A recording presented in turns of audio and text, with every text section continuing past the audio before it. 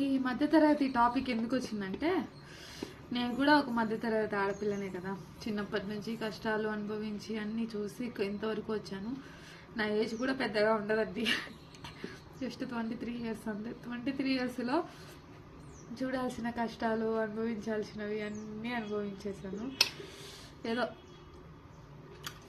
ఏదన్నా వర్క్ చేద్దామా అంటే పిల్లలు ఉన్నారు మనకి, ఆడవాళ్ళకి ఇంట్లో పరిస్థితులను చూడలేక మనకంటూ ఏదో ఒక హెల్ప్ కావాలి, ఏదో ఒక హెల్ప్ చేయాలి అని ట్రై చేసేవాళ్ళు పిల్లలు. అవునా, అన్నీ సాక్రిఫైస్ చేస్తూ ఉంటాం కదా. సో అలా నేను కూడా ఒక మిడిల్ క్లాస్ అమ్మాయిని అనమాట.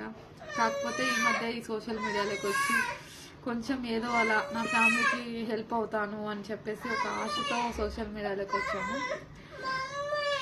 ఇంకా నా స్టోరీ కావాలంటే కామెంట్ చేయండి, చెప్తాను. Okay, bye. ప్లీజ్ సబ్స్క్రైబ్ చేసుకోండి.